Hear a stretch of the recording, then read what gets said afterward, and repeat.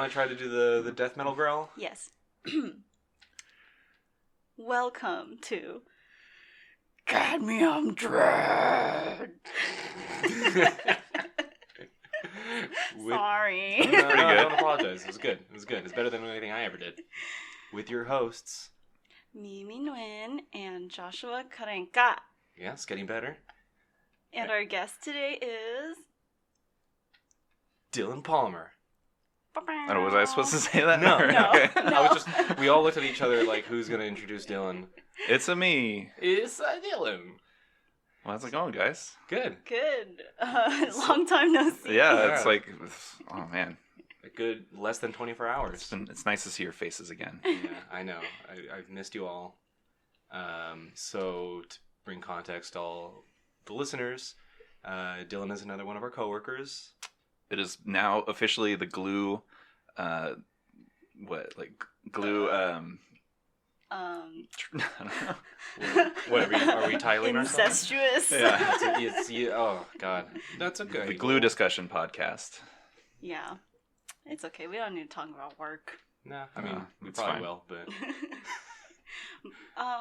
Well, no, you said to bring context to it, and I thought you were going to mention something about yourself, Josh. Oh, no. Why would I want to talk about myself?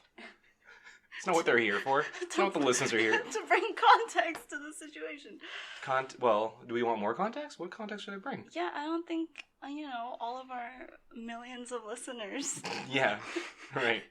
don't all know that we're all working together now. Yeah, sure. Yeah, to update... Oh. Yeah, to update all the listeners, I'm officially back at Glue, working with these lovely people here. Mm-hmm. And, some of the other lovely people that you've heard on this podcast, assuming you've listened to every episode, which, of course, you have, because you all love us so much and are diehard fans. But, back at Glue. It's good. It's nice. And It's been about a week or two. It's been 1 week. 1 week, really? Yeah. 1 week. 1 week since recording this podcast, which dates it for anybody who, works at Glue, which, is... Most of the people that listen to the podcast. Okay, I didn't want to say that. I get a lot of listeners from the extended family. It's almost like you never left. We can shout them out. My family members? Yes. No, it's okay. But your spirit looms large in the office. Does it? You set up Flavortown. I did. Yeah, that was your idea. So Flavortown's like our area of the office, and we've drawn like Guy Fieri caricatures all across the walls. You're all welcome, by the way. For Yeah. that.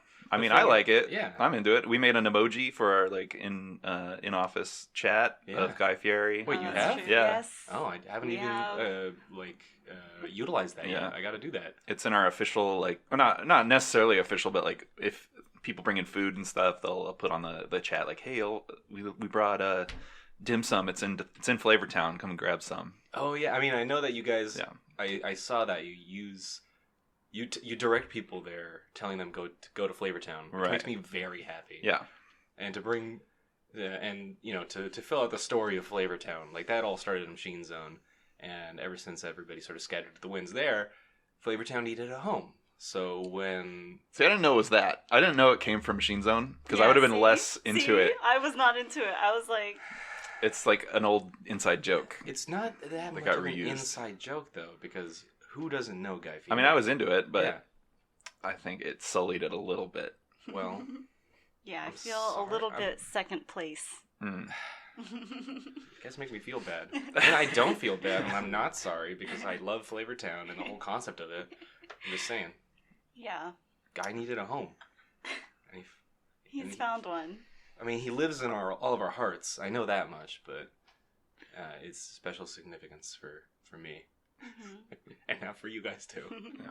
I do hear a lot of like philosophical discussions. This doesn't need to turn into the Guy Fieri podcast either. No, but, and we should really wrap up all yeah, the Guy talk. okay, anyway. Otherwise it's going to be welcome to our episode 5, Diners, Drive-Ins, and Dives discussion podcast. And Dylan. and The 4D. it should just be a regular feature. It's just what's going on in Guy world. You know.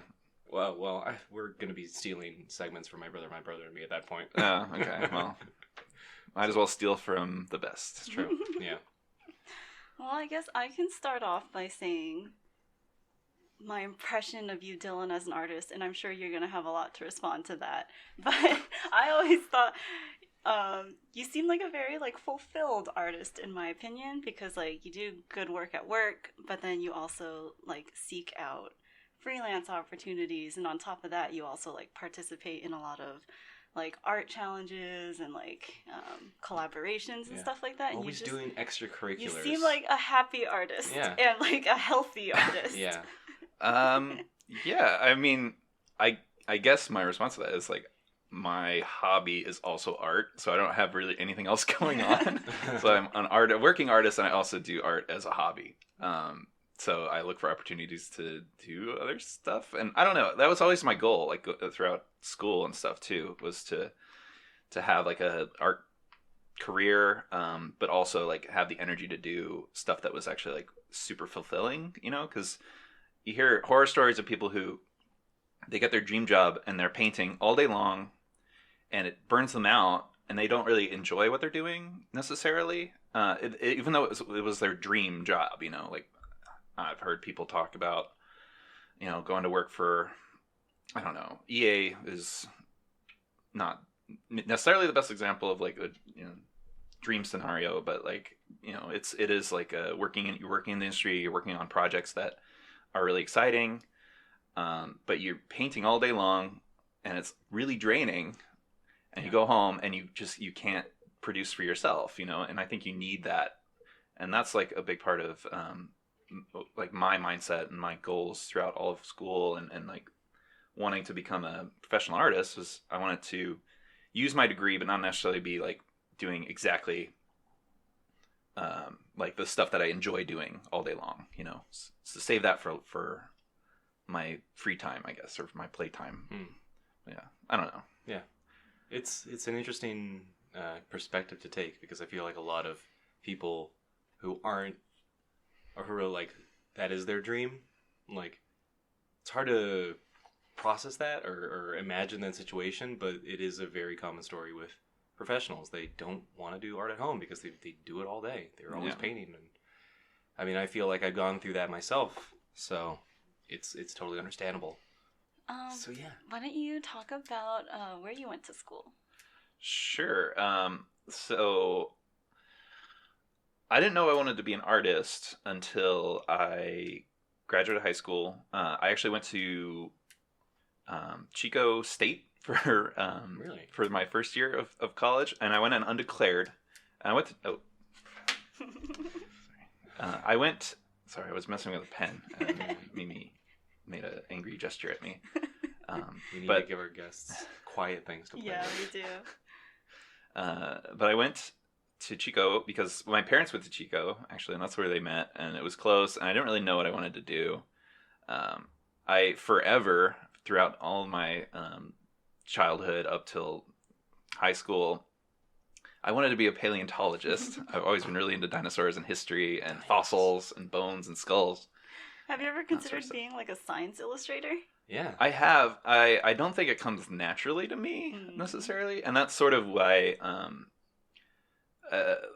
long story short, I've kind of veered more towards like stylized illustration and like more cartoony stuff, is because I've tried to force like realism and force like fantasy stuff, because I love that sort of style, and I love fantasy art, I love D&D, I love Magic the Gathering card art and all that, but it just never came naturally to me, and it was always a struggle. So now I kind of try to do things a little more intuitively, but yeah, I think it's the same with scientific illustration. It might be interesting to try, but I don't know. So anyway, yeah, I wanted to be a paleontologist forever, and I found out that you needed to do a ton of math to get a degree.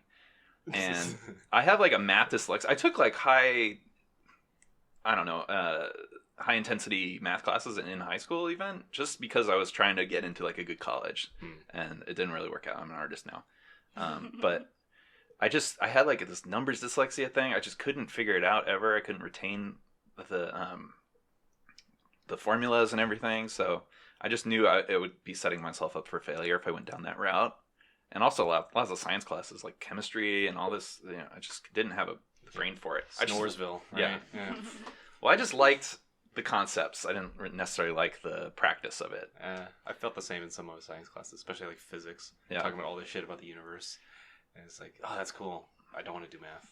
Now write it out on the chalkboard. Yeah. No, I have the interest level in science of like, I can watch some Vsauce videos and be really entertained, but nothing beyond that. Yeah. I do love science, and I think that's something that's come from childhood. I've been dinosaurs and history and all, I don't know. So Dino DNA. Yeah. Dino DNA. What did your parents do at Chico? Well, my dad did communications, and he's now a chef. And my mom did geology, so she was into rocks and stuff too. But they were always really supportive of like whatever the kids wanted to do. You know, me and my 2 sisters and my brother. You know, we were just kind of like supported in whatever we wanted to pursue. So that's been great, having just like a really supportive family, and that's important as an artist. You know, it's hard to do this without people having your back. Mm-hmm. But yeah. So anyway,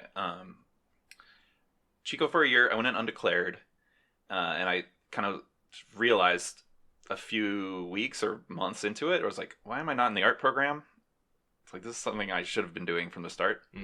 And so I did that, and then I was dating my current wife, who was actually still in high school, which is a little awkward.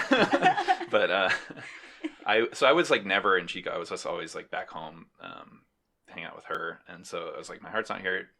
She was wanting to go to Humboldt State, which is up in Northern California. And so I followed her, and they had a better art program.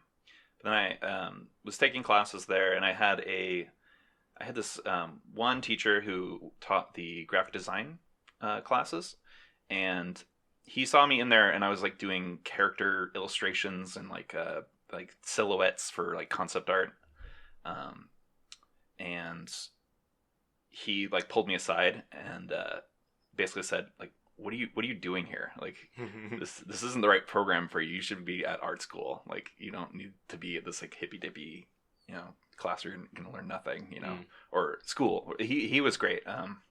Shout outs to Wayne Knight. Rest in peace. It was just sad, but he was awesome, and he was really influential to get me to go to Academy of Art in San Francisco. So yeah, that was kind of a long story. So how long have you been drawing? I have been drawing forever. I mean, I don't remember not drawing. It was just always kind of part of like what I would do. You know, we played D&D in high school and stuff, and I would just draw everyone's characters, and I didn't really think of it as like, this is my calling or whatever. It just kind of was the thing that I did. I got really into like online communities and stuff too, of like art communities, and that's where I learned a lot of like techniques. I learned like you paint in Photoshop. You know, I learned that you need to buy a Wacom tablet to draw. You don't draw with the mouse, all that sort of stuff. So Interesting. I took all that stuff for granted because my brother did all that first. He's 10 years older than me, and he decided to go through an art program, and he knew what like concept art was and stuff. So I took all that stuff for granted. Yeah. Like he bought me a little bamboo tablet. And, yeah. But when did you guys like first realize that concept art is like a thing and that it's like a job? We were actually talking about this. I think we have a shared experience, Josh and I. Yeah. Well, actually, though, all right, maybe not exactly the same, because the idea of concept art being a career was still nebulous for me at the time. But we can talk about this. How we were talking about just the other day, watching we were talking about movies and what movies we think we could recite from front to back by memory, and me and Dylan both saying Lord of the Rings. Yeah. And then that got into the topic of watching the extras and the behind the scenes stuff, and we both have the same experience of seeing all that behind the scenes stuff and thinking, oh, that's what I want to do. Yeah. Yeah. It introduced me to the concept of like working in a team and how like a creative project works, you know, like flow of like you sketch it out and then you have somebody sculpt it, and then there's like all this iteration that happens, and then you have somebody pour latex over it, and then they make a mask, and then they copy it. You know, it's just like the whole process, and it really goes through all the methodology, and it really lays it all out. And yeah, that's when I learned concept art is a thing, and that's what I want to do. Like I want to draw stuff. I especially I love Lord of the Rings. I love books and stuff. Yeah, and like kind of conjuring up characters and creatures and things from literature, because there's no visual component to it yet. So like someone has to create that or put something on that. Right. And I always thought that was really interesting and special. I don't know. Yeah, you had it a little bit more figured out than me. Yeah. Because when I saw all that stuff, I had the same like spark, but I didn't know where to point that energy yet. Because it's a little bit of a view into the production of an entertainment product. You know, I got to see all that cool stuff that Weta does, and all the behind the scenes filming and stuff. But I didn't know what I wanted to do, like what kind of artist I wanted to be yet. I didn't know really the role of concept artist or like what everybody did. I just saw like that whole thing to me was like, oh, it's like well, at least the digital side of it was like, oh, that's all under the purview of animation. So I actually kind of went into college thinking, well, I think I want to be an animator or maybe get into film somehow. Like I actually started as a film student in Santa Cruz before I realized that like that's not what I wanted to do. So yeah, I was a bit more, and I didn't really. I feel like a lot of people there, like I didn't have that moment with a teacher going out to me saying like, well, what are you doing here? If you're interested in that, you should be doing this. Yeah. Like nobody really helped me, point me in the right direction. So I didn't find out about concept art as like the profession until like halfway through college. Yeah. Yeah, I had a teacher in just one of my like drawing classes. It was probably like it was like so not like it wasn't an animation class, it was an art class. And then he really liked my drawings, but he knew I was an animation student, so kind of like opposite. He was like, are you sure you want to go into like animation where it's like a business, and like, or do you just want to be like an artist? And then at the time I was like, I want to make money. But I don't know, maybe I should have just been an artist. No, I say that now because I'm in a place of comfort. But yeah. Would you say you're too comfortable? No, I would say I'm in a spot right now where I am fortunate enough to like be experimenting. Like this podcast is an experiment with like what I want to do, and yeah, so I'm just experimenting.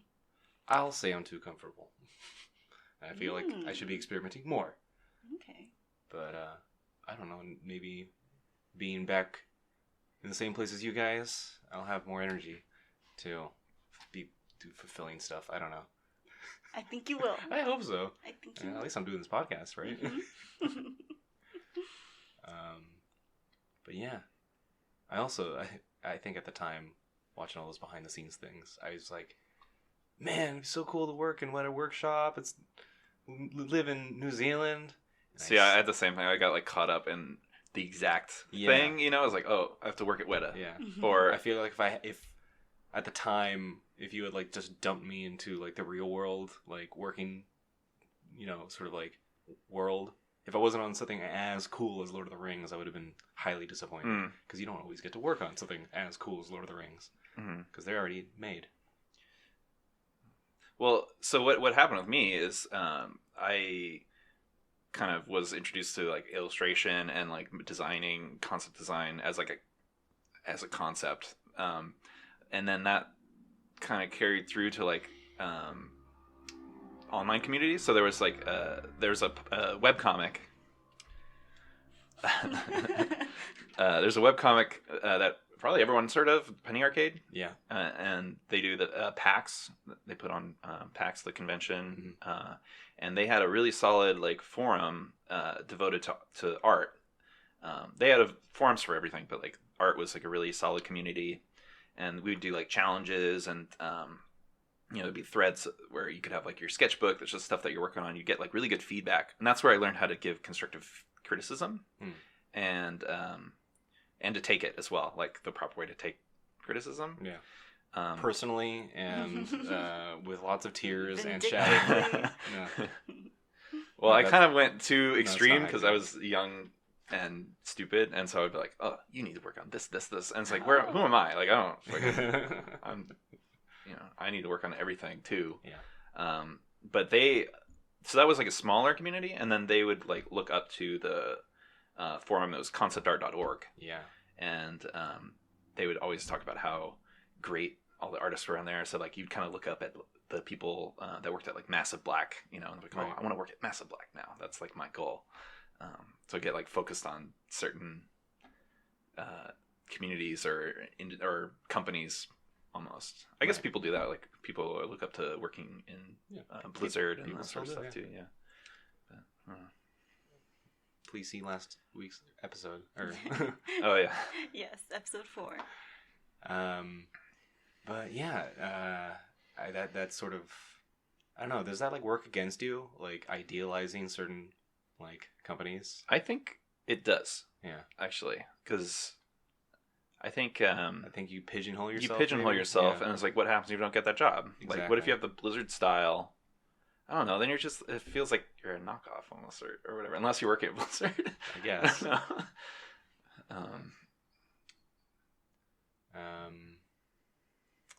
Yeah. Now I'm trying to think if, I talked about having that feeling for like Weta and stuff like that.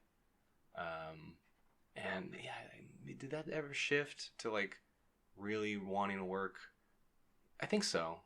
I think I got really into admiring like animation studios and stuff like that, and like I remember like taking a tour at Pixar and being like, oh man, I want to work at Pixar, but my style is not Pixar. And I realized that eventually. I was like, I can't do the Pixar style. Like they'll never take me and stuff like that. But also that was at the time that I thought I might be doing something else, right? I was still like animation maybe, or doing something more technically artistic instead of what I ended up doing was like concepts and illustrations, stuff like that. Yeah. It just took me a while to figure everything out. I mean, I don't know if it's the same for you guys, but in school, there'd be a lot of people who were doing the Pixar style or doing like an anime style. Yeah. And they wouldn't really veer out from that and be like, why? You just draw like what comes naturally. Don't like try to pigeonhole yourself so much. Yeah. So I always tried to do the academic stuff and be like, okay, we're going to draw a sphere, draw that sphere as best you can. Don't try to stylize it. Just try to draw what you see, draw how you feel, like as naturally as possible. Yeah. And naturally, I mean like as realistically, I guess, or whatever. Yeah. But just that's different for different people. But and then so once you have like a solid base of like an academic drawing and painting, like foothold, then you can start veering out of that, and you have like all those skills, like color theory, drawing, rendering. You can draw on all that, but you could still like do really cartoony style, but you have that backing that it makes your work richer and more deep, And just I don't know, like having your fundamentals locked down. Yeah. Like you can't really stretch things if you don't know how they're built, I guess. Right. And that's why I love figure drawing. That's something I really try to do really often. It teaches you so much about proportions and weight and fluidity, motion. It's just everything. It's like such a great tool. So everyone should be figure drawing, I think. Yeah. Figure drawing used to when I would think about it too hard, it'd be like, whoa, like I can't believe it's teaching me so much stuff, and it's just like a naked person. Yeah. You're just drawing it, but it's teaching you all this like construction and anatomy. Yeah, I'm glad that we get to do figure drawing once in a while through work. Well, I set figure drawing up at Glue. Oh, is that you're that doing? Was me. Yeah, I mean, it was a lot of work actually, but it's really great there though. Yeah, I'm glad I get to reap the rewards. People are really excited doing none about of the work. Yeah, that's all right. So was it hard to like get it set up? No, it's a lot of like, it was just a lot of red tape. Just making sure we had all the approvals and stuff, and just setting up, make sure the space was right and all that. Yeah, it wasn't too much. The first time we did it, the area just wasn't as private as we wanted, Yeah. and like this guy wandered in. Oh my I was God. so pissed. Yeah. I thought he wanted to sit in or something, but he kind of just stood there like eating his chips and was like, "This is cool." Yeah. Oh my God, that's terrible. And then after a while, we were like, "Are you gonna sit down?" And he was like, "No." Then he just left. Yeah. Oh, it's like the worst thing to happen at figure drawing. Yeah, I was kind of like deer in the headlights situation with that. I was like, this can't be happening. Like, Yeah. this is what you don't want to happen ever, you know, when you're doing this. So that was sucky, but Yeah. everything else has been great. Yeah, and also we the space is a lot more private now. Yeah. Yeah, it's a good space. We figured we lucked You it guys in. you guys needed me there at that time. I would have told them to fuck off. Yeah. Yeah. Okay. Let's talk about something lighter. I feel like this is getting very serious. Oh Yeah. yeah, we got into very what was the word? Academic. Academic. Yeah. Yeah, that's the word I was looking for. It's so stuffy. Yeah. I don't know. I feel like I get That's way a fine. lot. That's fine. You're an academic Yeah. kind of artist, man. You got that shit figured out. Yeah. Blessing and a curse sometimes. Huh? Like, Well, Blessing and I don't curse. know. It's like I love going to museums. I love looking at like old sculptures and stuff. And it's like, oh, you can see the contrapposto pose and like Yeah. the alabaster. Speaking of, we just went on a team outing to Yeah, that's the right. Asian American Art Museum. It was Mhm. cool. Yeah, it was fun. I feel like I was being harried by that goddamn like tour. Oh yeah, and then like I hate when you get like stuck walking with the like Yeah. tours and stuff because they So kind of take annoying. about the same amount of time as it does to sketch. Yeah, exactly. yeah, but I was like annoyed of her. The lady, the docent, is that what they're called? Is there The a name guide, for that? tour guide, Tour yeah, guide. docent. I think Yeah, is right. docent. Really? I learned all these words. That's a good word. There you go. You learned something new every day. Yeah. I What was was the coffee annoyed pot thing? of A carafe. A carafe. I didn't know what a carafe was. You learned 2 new words this week. Getting smarter. Are you sure you speak English? Second language. Second language. Yeah, I was annoyed at the docent because we were sketching, and then she was like, "Oh, you're sketching?" And I was like, "Yes." And she was like, "There was a girl, like 5-year-old girl here the other day who was sketching. She was so into it." And then I was like, "You think what I'm doing is what a 5-year-old does?" And I was like, "You don't go to the doctor and you're like, oh, my baby was like playing doctor the other day." Like, no, Yeah. no other profession gets that. It's true. That's kind of annoying. I'm That is salty. one of my favorite things to be angry about is because I do a lot of plein air painting too, which is like painting outdoors, Yeah. and people will just walk up to you and ask you questions, usually very stupid questions. And some of my favorites are like, "Oh, are you a student?" It's like, no. I mean, I don't know how to respond to that. It's like, I don't know. Does it look like student work? Is that what you're trying to say? Like, Yeah. See? It's but, like, but like some This is not good enough to be some regular professional. schmuck doesn't know the difference. yeah, I know, but I'm not saying that I'm proud of being annoyed at these sort of things. Oh yeah, It's no, just- of course. I'd be annoyed at the same things. actually, someone mentioned that they don't like it how it seems like people want to like publicly encourage you when you're drawing, like, "Oh, that looks so good, like Right. good for you," But like it that always kind of sounds thing. condescending. Yeah, it sounds condescending because yeah. it's like, oh, you need to like congratulate the person who's like doing something creative. Mm-hmm. Yeah, well, it's almost like performance, you know, which it isn't at all, but like that's what people think of it as. It's like you are performing for me, Yeah. you're doing a creative thing, and it's like, not really. I'm just here. Oh, another one I love is I'm sure everyone gets this, like when you're sketching in your sketchbook or painting or whatever, and you're holding a pencil in your hand, you're holding the sketchbook, your pencil touches Ooh. the paper, and Can I someone guess? says, Can I guess? "Sure." Did you draw that? It's like, no, I just came upon it. Well, let me. I love that one so much. Let me one up No, you. I fucking robbed some other artist. Fucking beat him up and took a sketchbook. Let me one up you with something that happened to me when I placed my pen onto paper. Have you found Jesus? What? Ooh. Yes. What? I was at school and one of our assignments was to like sketch 50 trees a day. So I was like, "Lady, I'm on a timer." Yeah. And she was a student and she came out and she was like, "Hi, can I like talk to you?" And I was like, "Not really, but like what? Oh. Like what's up?" And then yeah, she I thought it was like in reference of what you were drawing or something. No, I was drawing a tree, and Yeah. the lighting was perfect. And by the time she was done talking to me, the lighting was gone. Oh no, she knew you had to stay put for a while. So Yeah. Mhm. Oh, you were trapped. I was so trapped. Yeah. Ooh, I You had. should have answered. I'm looking for him. I think I'm gonna draw him here I somewhere. see him in Yeah. that tree. Leave me alone. Yeah, he's right there. I had somebody Oh, walk into my jeez. dorm room once, and he sat down. I was like, "Oh, you must be one of my dorm mates' friends." And I was like, "Hey, who are you?" He's like, "I'm Jesus." Oh my Wait, God. what? Yeah, Oh, so a crazy person. yeah. It was pretty nuts. His eyes were like bugging out, and he was just like, "I'm Jesus, Jesus Christ." I was like, "Okay." Yeah. That was in Humboldt. Yeah. Okay. Makes Wait, sense. Didn't you show me like a skit where like Henry Zabrowski Yeah, and Jackie maybe. Zabrowski and like Oh. they thought he was Jesus?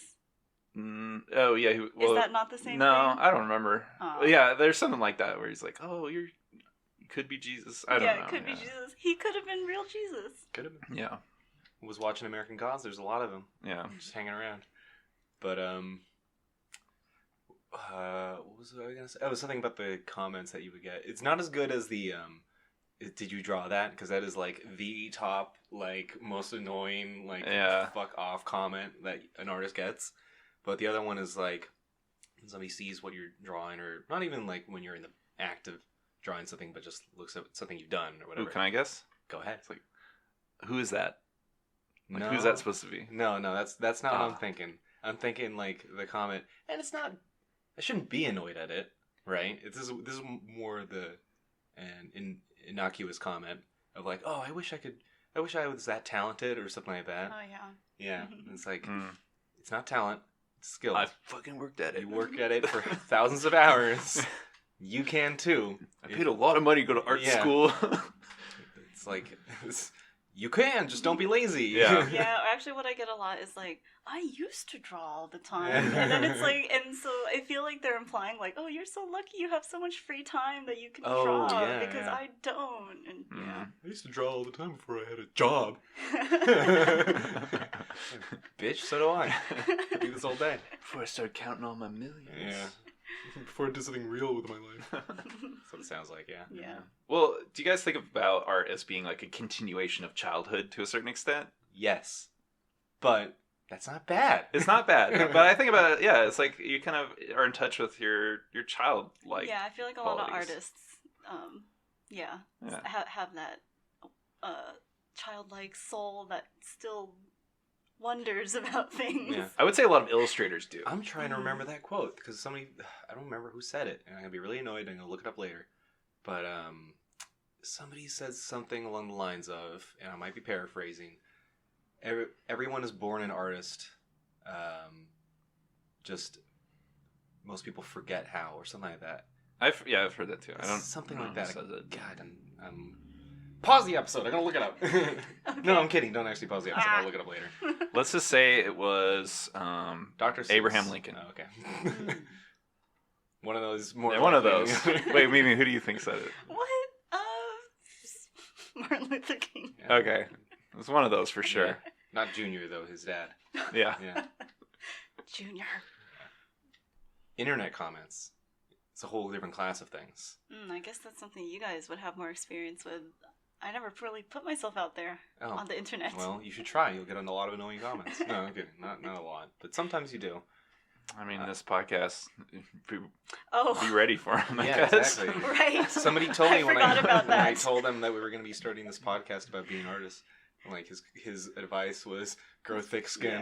Yeah. I guess. I know. It's the internet. Yeah, what I But- was thinking of was like I wasn't active like on DeviantArt Right. when that happened. See, those were the forums that I was on. See, I wasn't on DeviantArt. Probably really. less Yeah. useful than what you were on. I think the Penny Arcade forums and conceptart.org were pretty collaborative. Mhm. Like they were trying to make people better, you know? I had a short stint where I was trying to keep up with like challenges on conceptart.org. Yeah. It's always fairly positive, but it's like Yeah, constructive criticism. It's not like this is shit, you know, because Yeah. you kind of had a reputation on those forums. I as didn't like, build up a reputation. It didn't last long Yeah. enough before I like sort of fell off that horse. I think DeviantArt was easier to like jump around and say like, this is shit. Yeah. Why is there a dick on this Yeah. porcupine? I mean, I don't think I get like torn apart or anything like that, but the annoying things that I would that it's like a trend, and you see it in other people's comments too, so it's not just me. People will be like, oh, this reminds me of blah blah blah. Like that's their like review or like comment, and it's like to tell them what it reminds them of. Yeah. Like, okay, I mean that doesn't really like enrich this conversation at all. I know musicians hate that too. It's like when you Yeah. compare them. Oh, this is like Musicians must get that all the time. Yeah. Because I do it all the time when I'm talking about music as well. It's like, oh, it's like this and this. I mean, it's I guess just a hard. lot It's like, what else do you say? I don't know anything about music. Like I know guess. I know certain Right. bands. I don't know how you make music. I don't know Yeah. how any of that works. Yeah. I'm like blown away by people that can like mix and like So, sample and stuff. Like So it's not to insane. like demean you or demean me or anything like that. Like, so comments like that come out of a place of ignorance. Right. A little bit. So when people comment like that on art, it's like that comes out of a place of ignorance. Yeah. Where you have nothing valuable to, So it's not exactly fair to be annoyed at those sort of But I comments. am anyways. Well, I mean, I get annoyed too at the same stuff. Like, but it's I think about it, I'm like, I don't really have a right to be angry or Yeah. annoyed. I never like comment on it. I was like, fuck you. Like, Yeah. I should. No, I shouldn't. It'd be funny if I just started, like, went back into all the old, because I never, like, touch DeviantArt anymore. But. Who does? Does anybody? I'm sure. Okay. I mean, it's just like a blasted heath of just. No. DeviantArt is we're making enemies. DeviantArt's trash. It is a cesspool of trash. I'm sorry if you're listening to this and DeviantArt is your home. And I know Jam. that, like, so there's somebody I work with at MZ who just has no fucking online presence whatsoever. It doesn't have, like, Facebook or anything shit like that. Hasn't even, like, bothered making an art station or anything. But he has DeviantArt. He's held on to it. And I guess still updates. Actually, I haven't checked it in a while, but like that's the only place you can find him online. It's kind of annoying, actually. That's definitely something recently that I've thought a lot about, and I know I've seen a lot of professional artists who used to hang out on concept art because there was like a big falling out with the community. I heard about that, but I don't really know the story. I don't really know either.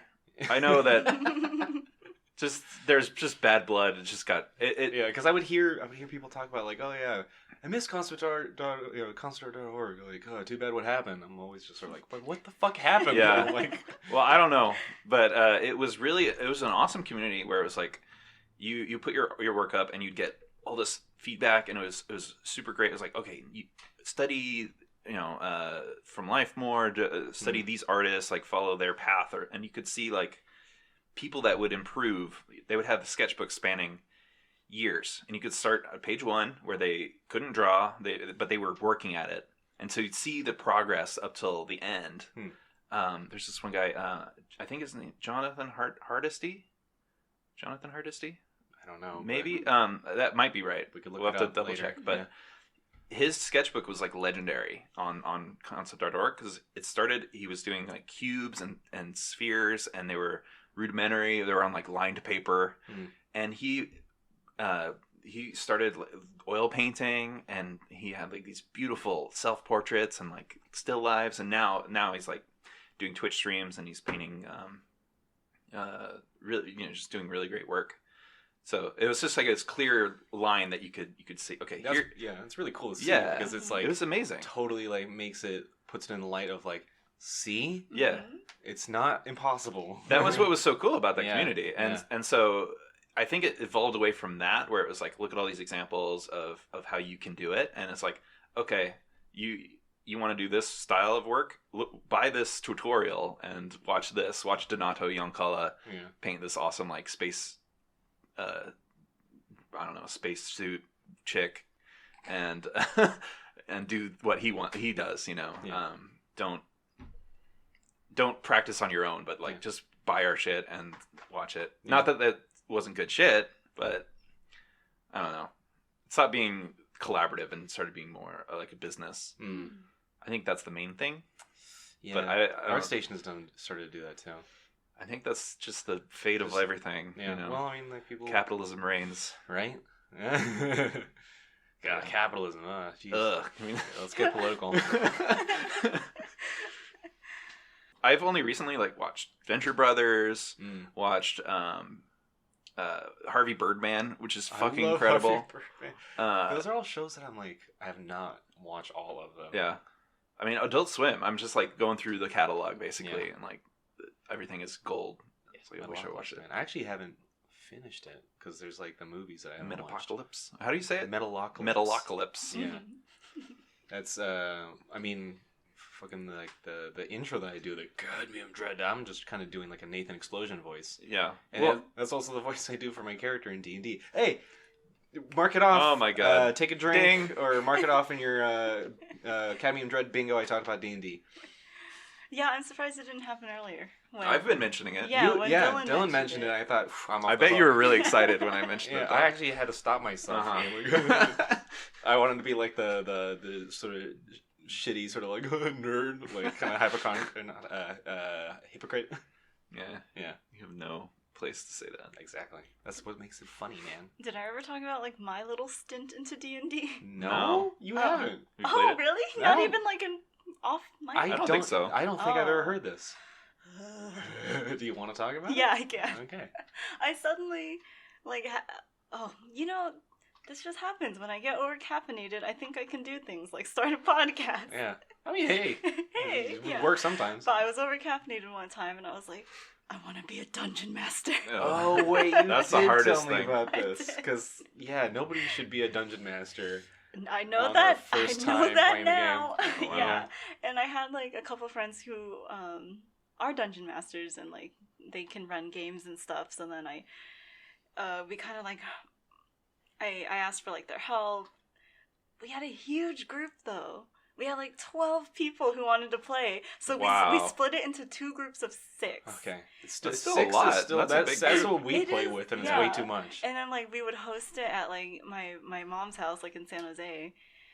And I don't know why I thought this was a good idea. I'm extremely introverted. And then, like, for, like, we had, like, 3 sessions, like, maybe, like, every other week we would meet up, and I couldn't take it anymore, and I was just like, I'm out, I quit, I don't want to do this anymore. It's a lot of work. It's like, that's your hobby. Like, you have to be doing that, like, every night, like, preparing for the encounters and everything.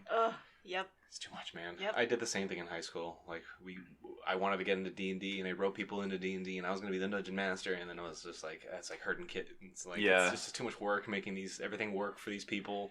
The worst is talk to everybody in the tavern, and it's like, dude, I don't have like anything to say. And also, like, there were varying levels of like how into it people were. Like, one guy was like, like my dwarf, he's sitting like on a rock, and he like offers the goblin or whatever like a puff of his pipe, and then other people like RJ would just like roll and be like, yeah, like look at all this damage I did. And, like, oh my god, we have that range now as well. Sometimes we'll like be in a heavy RP thing, and I don't know, like a wordless sort of agreement will happen where we just all look to the person who doesn't do shit ever in RP areas, and what are your thoughts? Try to force them to say something. Yeah. I played a bard for a long time. Bards. And so I had like really good charisma stats, and I could be like loud and obnoxious, and everyone would roll their eyes when I'd do like some shitty role playing, but I'd roll really well, and like, hey, it worked, so it doesn't matter. My bard's strength with all his charisma is put into intimidation. So I'm just a fucking like, I have to like force myself not to ruin everything always by intimidating everybody. I don't know. Anyways, enough D&D. We've marked it off the checklist. Well, at least I've played D&D, and like, I don't know, maybe some of your guests. That's true. I don't know. I've just been accused of talking about it too much. So now I'm all self-conscious. Thanks, everyone. I feel like we have a lot of shared experiences, though, because like with the D&D, with Lord of the Rings, it gives you content to like draw, though. I have like all these scenes that I want to like draw, like kind of comic-y style now. Mm-hmm. Once I finish painting everybody's fucking character, like I said, 6 is too much. Actually, it was 7 at some point, so I have to finish 7 characters. But you lost a druid. Yeah, well, I still painted it though. I was like, we got too many guys in this party. I need to draw 1 female character. Yes, our Dragonborn is female, yes. That one looks cool. So, like a female. We'll link it. So going back to being a dungeon master, I've been a dungeon master like twice, which was super fun. I made this whole campaign, and we could only play like a couple times because we were all in art school and like super busy and all that stuff. But I made this huge campaign about like giant whales that were like the size of cities, and That's cool. That's and it was awesome. really cool. Yeah, I was like, oh, I should make this like a story or something, you know.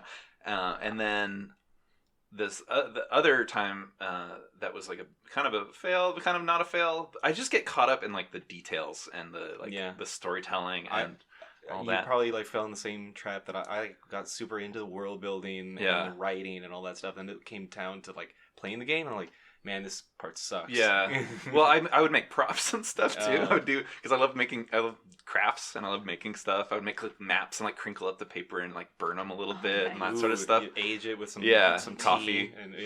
And and so the time it was like a big hindrance was when I wanted to run a Lovecraft Call of Cthulhu game.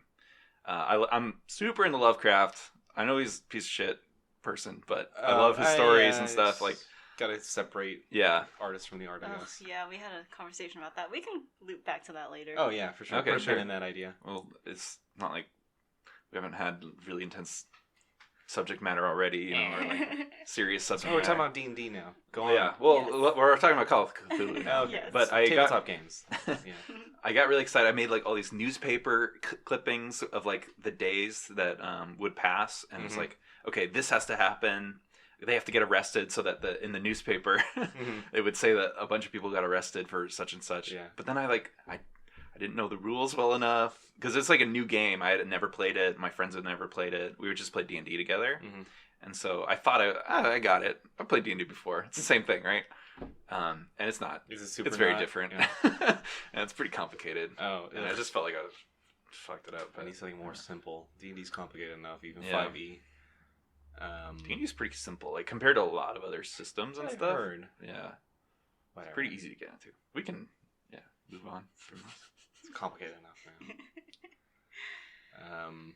man. So that was another thing, like another real influence for me becoming an artist too. It's like playing D&D actually, and like looking through the monster manual. Oh my god, the monster manual! It was incredible, and they would have the person who did it. They would have their name on it. They always have like the artist credit. Yeah, like Todd Lockwood, and like I don't know.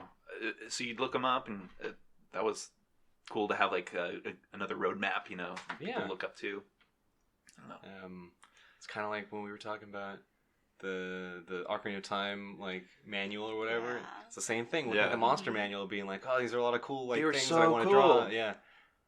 I don't know, like I don't have the monster manual for this edition though, so I don't know what all the new stuff is. But yeah, for sure. And that's like, well, now I have some friends who are doing like monster manual drawings and stuff, and people I went to school with. I'm like really jealous. It's weird. Yeah, so everything starts to like shrink. Yeah. The art world's tiny, like illustration world. Yeah. Everyone knows everyone. It's super funny to like. I'd be talking to somebody about like some of the freelance stuff I was doing, and then they're like, "Oh yeah, my brother designed those characters." I'm like, "Oh okay." So, yeah, it's a small world. Yeah, you can't be a dick. Don't be a dick, because that you're just gonna get blacklisted. Yeah. I know you're not gonna get blacklisted, but like people just won't want to work with you. Yeah, like it's true. Yeah, like this industry, so much of it is just like, you know this person? Yeah, they're cool. Oh, okay, cool. Exactly. Yeah. That's almost more important than how good their art is. You want to be Ferris Bueller. Like everybody liked Ferris Bueller. You want to be Ferris Bueller of the art world. You know, everybody likes you. I'm trying to remember the lines like. Oh, everybody like the jocks, the dweebs.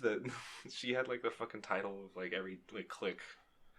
I don't know why I'm referencing you, Ferris Bueller. I haven't seen it in a while. Oh, can't help you there. I just haven't seen it. You've never seen Ferris Bueller? It's not that great. It's pretty great. It's just okay. Have you ever seen Ebert and Roper? It's just okay. It's not that great. Do you remember Siskel and Ebert? Yes. And then the guy that replaced him was Roper. Right, so it was Ebert and Roper. You're saying a lot of strange words right now. All right. If you wouldn't watch TV in the '90s, then I guess you wouldn't have seen this. Yeah. But anyway, so he was like a film critic, and his favorite movie was Ferris Bueller's Day Off. Anyway, take that. Doesn't mean it's right. Just like his opinion, man. I like a lot of shitty movies that nobody else seems to like. What is your favorite movie? My favorite movie? Yes. I mean, it's probably Lord of the Rings. So That's your favorite, though? Well, I mean, like I could always count it as like a its own thing, even though it's like a trilogy, right? Because I can't I feel like that point to one of them and say that's the best movie because it's like hard saying for it to exist on its own. It's like saying Game of Thrones is your favorite movie. Okay. Because it's like a series. Yeah. You know? Okay. Fine. Favorite movie that's not the Lord of the Rings trilogy. Ooh, that's a tough one. I could say mine because Okay. I have mine. I mean, I have a clearly- number one, and then everything else is just kind of a nebulous, like blah. Go ahead. My favorite movie, going back to me being kind of stuffy, is Amadeus. Amadeus is good. It's yeah. amazing. I love that movie. It is fantastic. It's not my favorite. I can't remember much from it. I know I've seen it, but I don't remember anything about it, so I should rewatch it. I would say that Salieri is almost a good, like an avatar for this podcast. I was gonna say Yeah. the exact same fucking thing. Like that, Or is- just like about What? us, you know? yeah, like that's yeah. like, I always feel like him. Yeah. Yeah. Okay, I need to rewatch this. It's like we're never Mozart, you know. I'll never but be we're Mozart. trying really hard. Try really hard, And we could recognize how Yeah. beautiful and great he is. Exactly. But like we're just Yeah. just trying to get by. He's my spirit animal in Yeah. a way. It's just it's good to accept mediocrity sometimes, you know. Yes. The podcast about mediocrity. Thank you. Don't think Thank you, we're- Linda. Call out to Linda. I don't think we're mediocre. Yeah. I think we are on our journey. Yeah. You're very positive. I'm mediocre. Hi, my name is Josh. I don't know if it's mediocre like in terms of quality of work, just mediocre in terms of like your splash and I don't know, like Okay, we're never. yeah. It's hard to be I get James that. I James get Jean, that, you know, yes. like Yeah. everyone. Okay. Yeah. Yes, Yeah. I get that. Yeah. Nobody. Yeah, and like Oh, some, have you heard of Josh and Cranka? Who? Fucking who? Like. Yeah. Yeah. Exactly. Yeah, like sometimes I'll look at people's work and it's like, this is really good, but like this person might not ever be elevated, like, yeah, to like that level Yeah. of like everyone knows who they are, but like this work is like just as good. No, it's Yeah. true. Like Yeah. there's a lot of even like fantastic talent that is just not that recognized because Right. one reason or another they're not like the rock star status that some And people that's who we are. are. Okay, Yeah.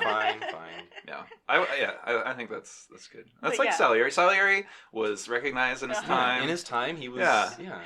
So I think If that's, Mozart wasn't around, he would have been Yeah. pretty well off. I mean, not to say that Mozart ended up well off either. yeah, he died of syphilis at like age Yeah. 32. Oof. Yeah. What is maybe the we magic don't want to age? be. 27, right? 27? I thought it was the 27 Club. The For, like, 27. is that what you're talking about? Yeah. Yeah, but Yeah. I don't know. It's like if with that Bob rate- Marley and Yeah. and Mozart and some other Jimi people. Hendrix. I think. Sure. So. Yeah. I thought it was 27. It Could might be be. 27. I don't know. I don't know. I am also numbers literate, so. Yeah. Because or not, someone's dyslexic.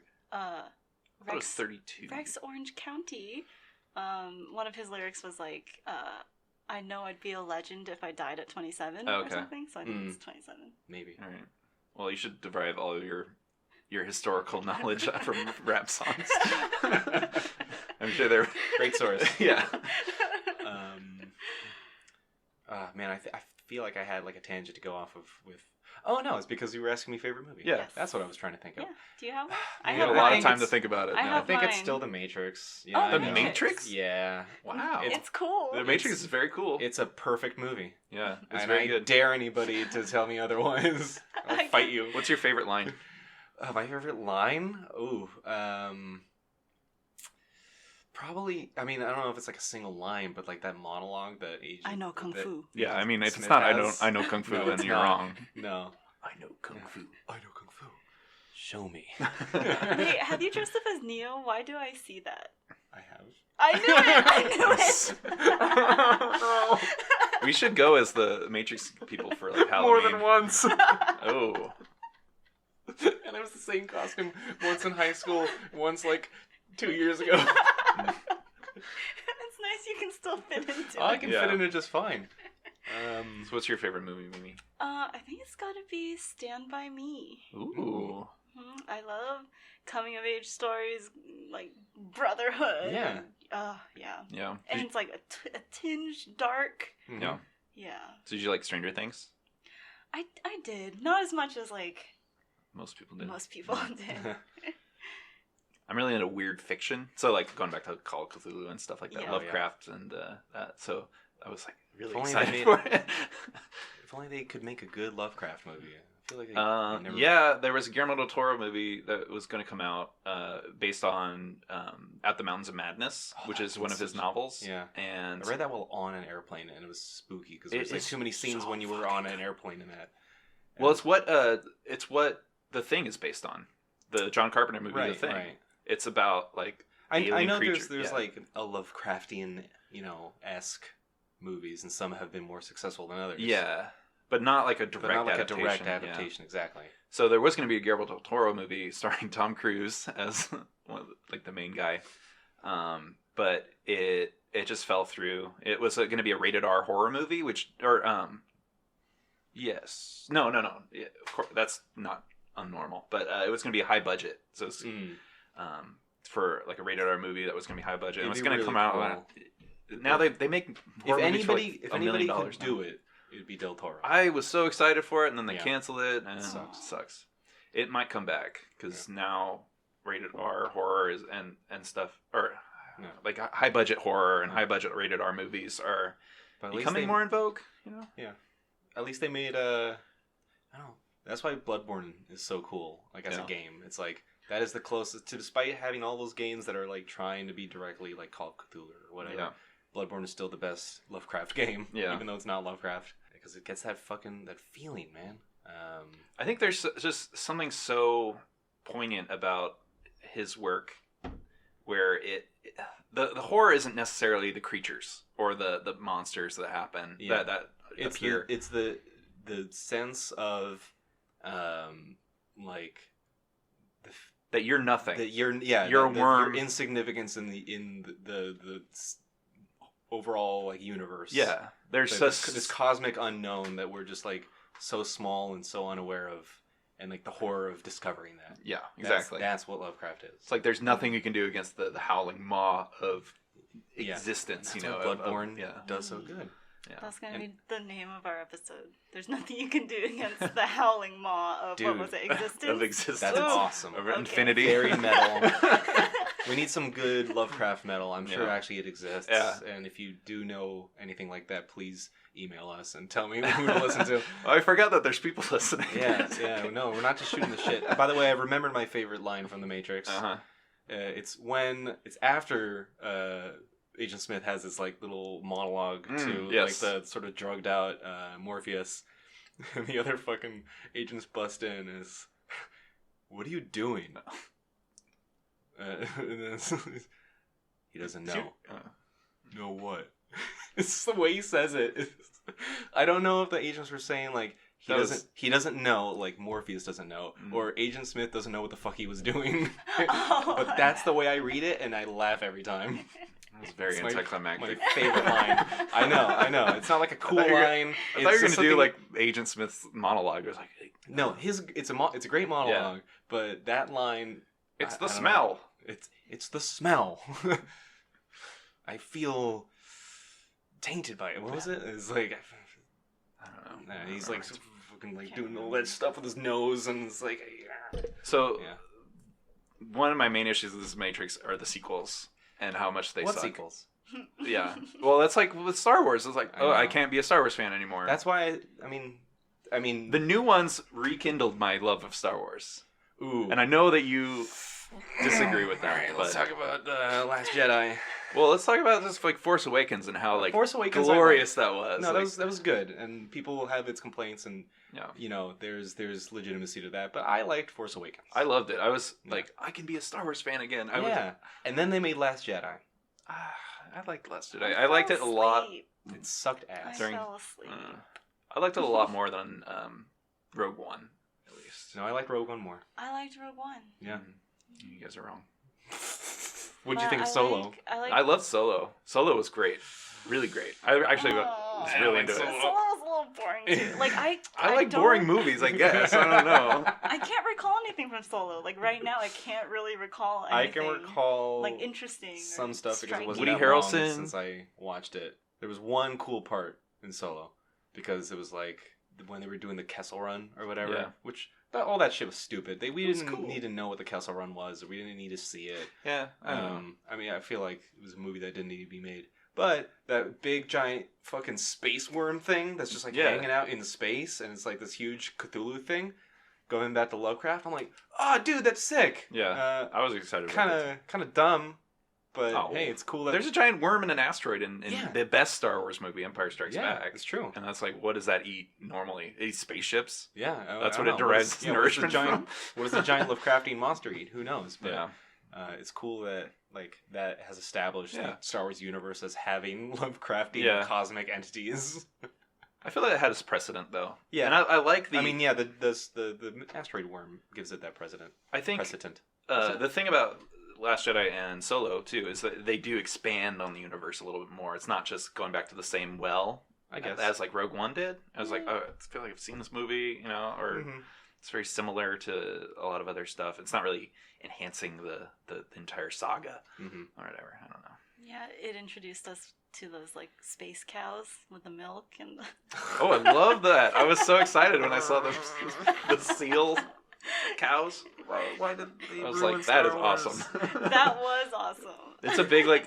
I thought it was back. I thought I could like it again. And now I can't because the fans ruined it. Now they're boycotting everything or whatever. I don't know how what's going on now, but it's stupid. Yeah.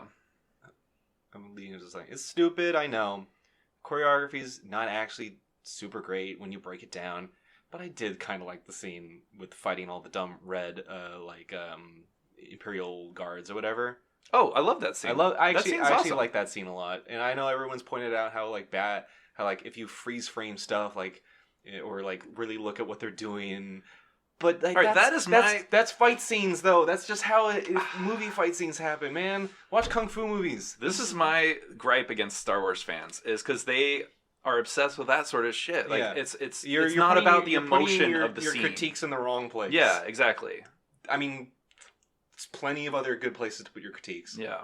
That wasn't one of the parts that needed to be like. What was it? Somebody I saw online. They were pissed that Luke Skywalker's lightsaber wasn't green. Oh, and I was like. That's your critique? I mean, who gives a shit what color it was? It doesn't matter. It's the emotion, the passion, or whatever, No, I agree with you that some people get too nitpicky in the wrong places. I think they like stuff. I think over the course of all Star Wars fandom, people are obsessed with collecting the toys and the lightsabers, and so they like the stuff that comes with it rather than I guess the original heart and emotion of the story itself. So does Disney because they're making all that fucking merchandise money, baby. Well, that's where George Lucas made his fortune. Is he held onto the merchandise? Oh rights. Yeah, watch that documentary on Netflix. Which one? Toys That Made Us. Oh, I haven't actually seen that. Watch the Star Wars episode. Yeah, super cool hearing the story behind all that stuff. Yeah, I didn't like Last Jedi, but Rogue One was okay. Had good concept art. I have the art book. I do too. It sticks out from my bookcase. Oh, we talked about this. Yeah. I was terrible for the collection. Yeah. I don't really like the movie, but I have to see it every day or see the name of it every day and be reminded that it sticks out, man. Do you guys like concept art books? Yes. From live action movies? Not from live action. Normally. It depends. Yeah, I learned pretty quickly that they're not all that great. No. Yeah. It's definitely not video game art books are always sort of. I have all the Pixar. They're not always good. Yeah. I learned that too. Yeah. I have all the Pixar and Disney ones because those are beautiful. I have the Moana one. I think it was the last one I got. My favorite one is what is it called? Rise of the Guardians. I love that concept art book. Guardians. It's a DreamWorks movie. Yeah, with I also the Sandman. Love that movie. I actually haven't seen it.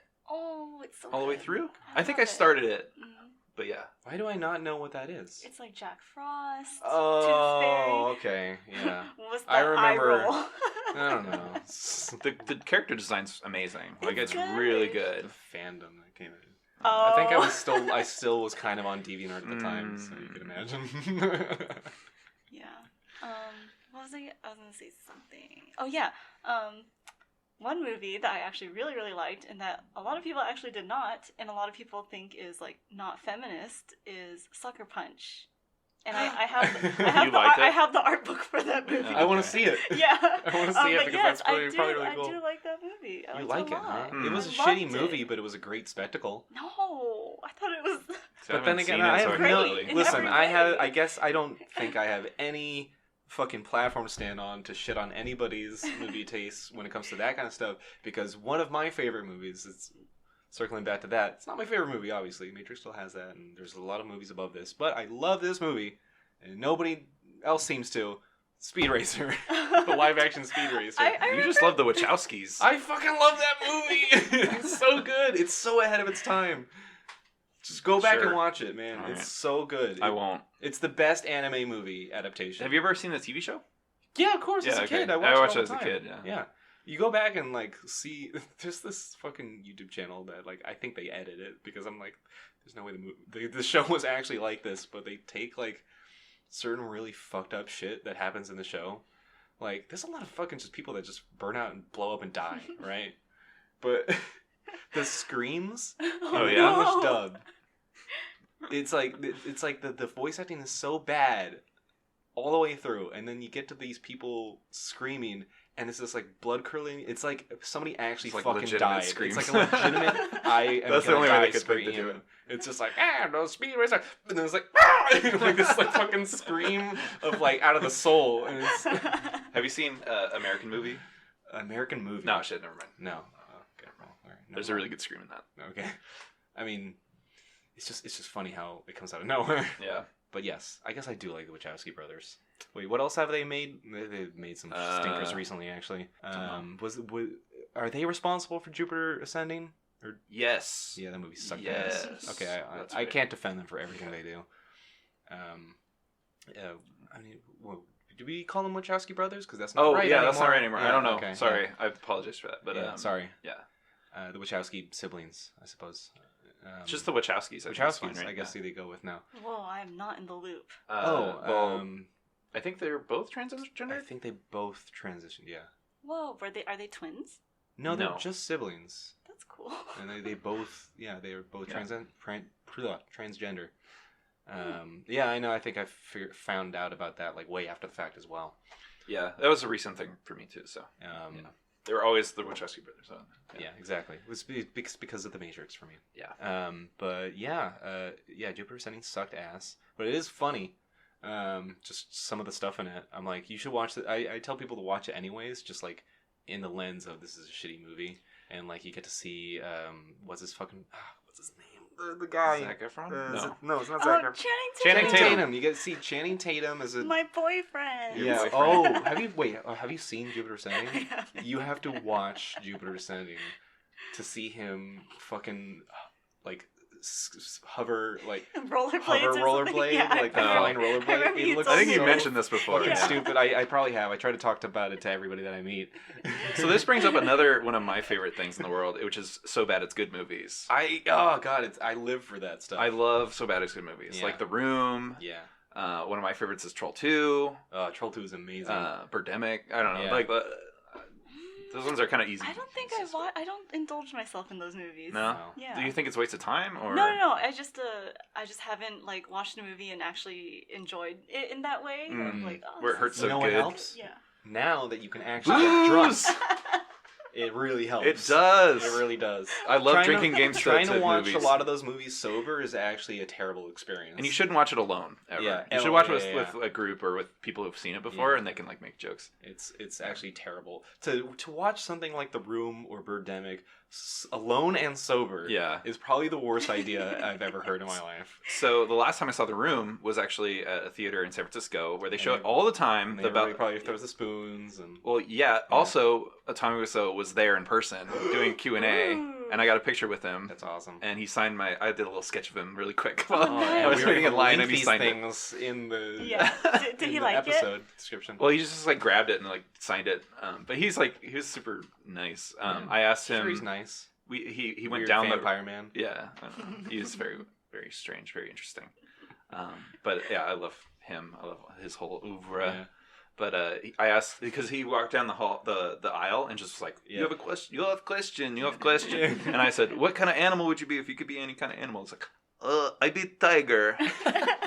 I would imagine that he had no hesitation. Yeah, tiger. Yeah, like of course he's gonna Yes. be a tiger, man. And of course he already knows that. Yeah. I like how Wikipedia does not specify what his accent is. It's Right? Like, yeah. He will not disclose where he's from. Yeah, exactly. That's actually a fact. Like nobody really Crazy. knows. He has recently admitted that he's European.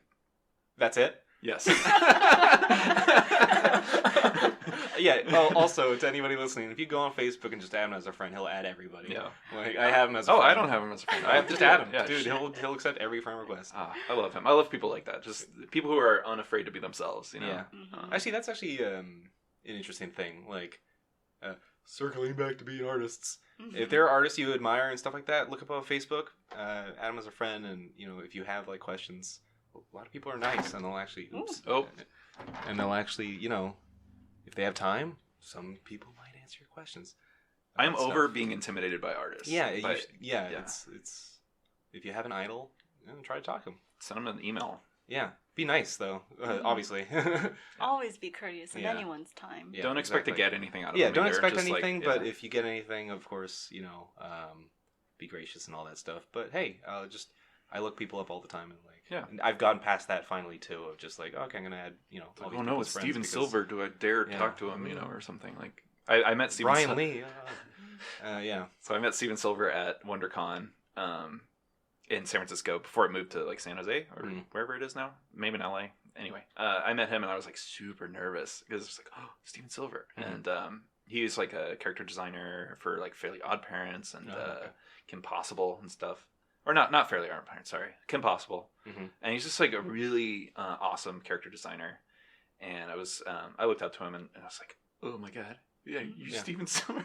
It's like, Yeah. And then I was like, okay, I can never do this again. I can never talk to anyone ever again.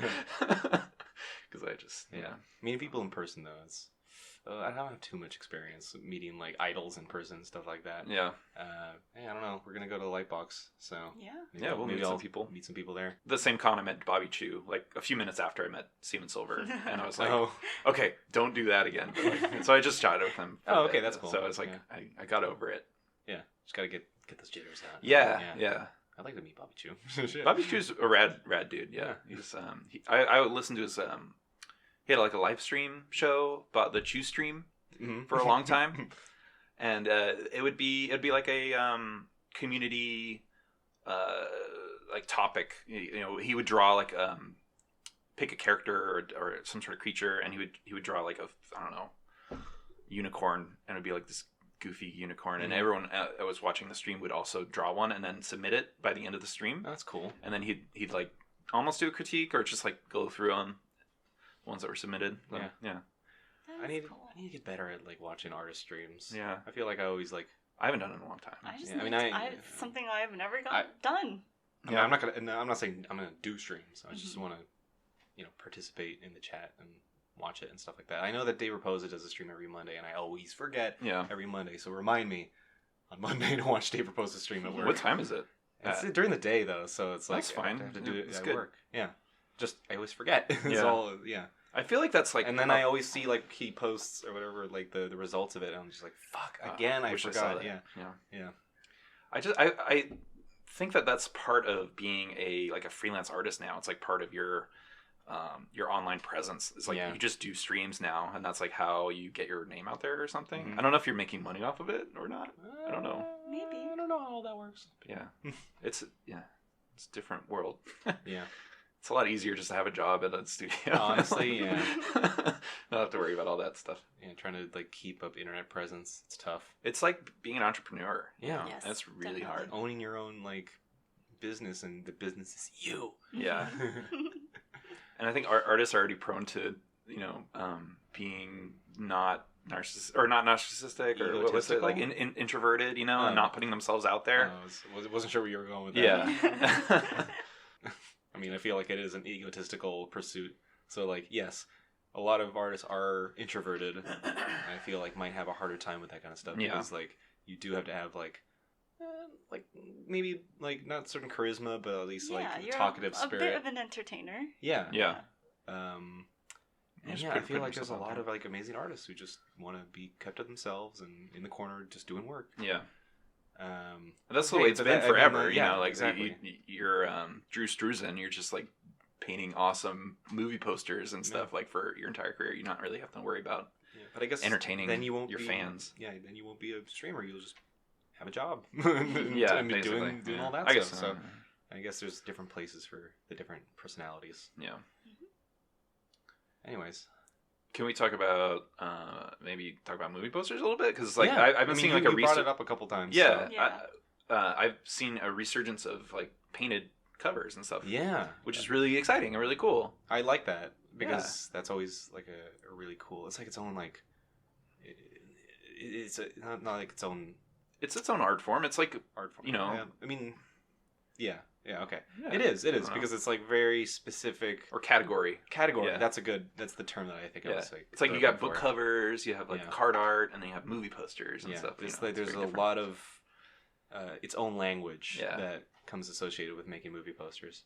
I remember the Logan movie poster. That was Dave Raposa. It was Dave Raposa, and like the whole like it was cool because he was like, I did the whole thing in Procreate, and everyone was like, fucking what? Oh, Procreate's kind of legit. Wow, did he? I didn't know that. That's what I heard. Well, I know that James Dean did a bunch of stuff for. Maybe I'm spreading misinformation. Let me just Google it really fast. For Apple Pencil. I don't know if it was Procreate. No, it was for. Or maybe it was just iPad. I don't know about Procreate. Yeah, well, Procreate you're talking about for the movie Blade Runner. Yeah, the new Blade Runner. He did a bunch of stuff in Procreate. Mm-hmm. So I don't even know if Procreate was the thing when Logan came out. Hold on, I'm looking it up. This is good radio. I think it was. Procreate's been around for a long time. Okay. No, Procreate was definitely around when that poster showed up. There was something else. What was the... There was another one that recently that was really rad. Okay, it doesn't say Procreate, but it does say it was painted on an iPad Pro. Oh, okay. So yeah, he painted on that. That's and at awesome. the time I was just like kind of trying to like wrap my head around like if it's worth. And then I'm like, I saw that, I'm like, okay, you can make some cool shit with that. That is something. That's some advice I would say. If you're looking to get into digital art, get an iPad and get Procreate. Yeah, dude, it's awesome. It's pretty good. It's way better than being locked inside. You know, it's so versatile. You can take it on the bus. You can go to a coffee shop and work on it. Like, you still don't use mine enough. It's I still do use my Cintiq, but it's because it's like I'm used to Photoshop. What, at home and stuff? Yeah. I feel so locked in. I have like a standing desk at home, and so it's like I don't want to go stand awkwardly like in the corner at home. Oh, see, I don't have that problem. I have my Cintiq on with the big arm. Yeah, and I just like and I like bring it in. Nobody can see because it's an audio podcast, but I just like lean back. Yeah. Well, that's me, but with an iPad on the couch. You know. Mm-hmm. It's great. We need to get those arms at work. I'm just saying. At work? Yeah. You're obsessed with these arms. Yeah, man. Fucking Ergo. You're looking for a sponsorship deal or something? Yeah. Ergotron arms, whoever company makes Ergotron, please sponsor and send me more arms for everyone at work. I think legitimately, like, Procreate and iPad has helped me be more productive, like, during the week. You know? Especially now, like, working in the city, like, I can draw and create, like, finished work on the bus. So that is ideal. Starting to bring that on the train instead of reading. Yeah. But recently I have not been able to get like seats on the train in the morning. It's been really crowded. Yeah. What are you reading, by the way? I saw you reading. I've been reading a trilogy called the First Law trilogy. I'm on the last book of it now. You're almost finished. Well, I mean, I just started the last book, so I guess I'm 2/3 of the way through. The first book's called The Blade Itself. Really good. It's like fantasy tropes, but sort of not turned on their head, but more like taking a more realistic approach to it. Like one of the main characters is a barbarian. Like they have all these like categories that are very tropey fantasy, almost like D&D style. Like there's like the barbarian, the warrior, the wizard, right? But they're all just like real people. Like the barbarian is this guy from the north who's like basically has PTSD. Like he does not like fighting anymore. Like all of it's like bad, like just bad memories for him. But he has like a blood rage, sort of like split personality disorder.